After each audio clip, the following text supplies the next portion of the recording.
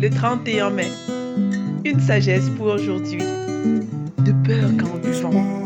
De peur qu'en buvant, il n'oublie ce qui a été prescrit et ne dénature la cause de tous les malheureux. Proverbe 31, verset 5. Le contexte de ce verset se trouve dans le verset précédent.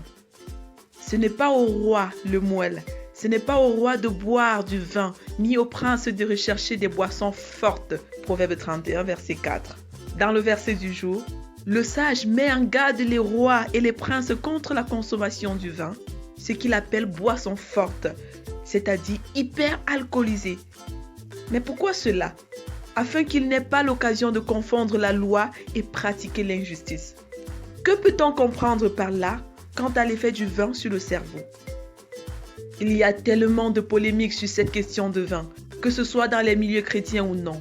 Notre interprétation du premier miracle de Jésus, où il changea l'eau en vin, peut être influencée par notre ancienne relation avec le vin ou par ce qu'on nous a enseigné sur le vin. Noé est connu comme étant le premier consommateur de vin dans la Bible. Cela a très mal tourné puisqu'il a maudit son petit-fils Canaan après s'être réveillé de son vin. Genèse 9, versets 20 à 25. Après le feu de gloire de l'Éternel dans Lévitique 9 pour marquer son approbation, ce qui a provoqué la joie du peuple, c'est le feu du jugement dans Lévitique 10 pour marquer son indignation, ce qui a provoqué le deuil suite au décès de Nadab et de Abihu. C'est juste après ce drame que Dieu prescrivit aux sacrificateurs par Aaron de ne prendre ni vin ni liqueur quand ils entreront dans la tente de la rencontre, afin de ne pas confondre ce qui est saint de ce qui est profane, ce qui est pur de ce qui est impur, et en mourir. La famille des Récabites ne buvait pas de vin et Dieu l'utilisa comme modèle à imiter. Jérémie 35.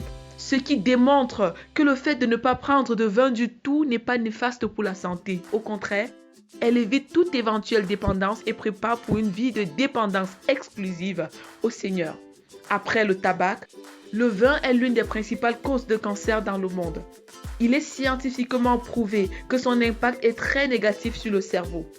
C'est pourquoi le vin est fortement déconseillé aux femmes enceintes, même à la faible dose, parce que son effet, très dommageable pour le cerveau du tout petit, peut être irréversible dans son développement.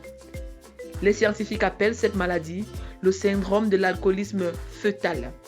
Jésus dit: le Fils de l'homme est venu mangeant et buvant, et vous dites: c'est un homme qui fait bonne chère et un buveur de vin, un ami de péagers et de pêcheurs.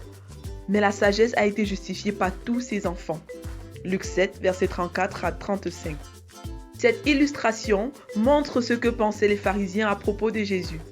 Jésus a dit cela pour dénoncer l'incrédulité et l'hypocrisie des pharisiens qui les maintenaient dans la captivité et les rendaient plus dépendants de la tradition des anciens que de la parole de Dieu. Vérité. Jésus-Christ seul justifie et affranchit de toute forme de dépendance quiconque croit en lui. Application. Renoncer à faire du vin ou de quoi que ce soit d'autre une idole dans ma vie. Je crois que mon véritable besoin, ce n'est pas le vin ou quoi que ce soit d'autre, mais c'est Jésus. Mise en garde. Ne vous enivrez pas de vin, c'est de la débauche, mais soyez remplis de l'esprit. Éphésiens 5, verset 18. Prions ensemble. Seigneur Jésus, je crois que tu es mort à la croix pour tous mes péchés et que tu es ressuscité pour mon salut.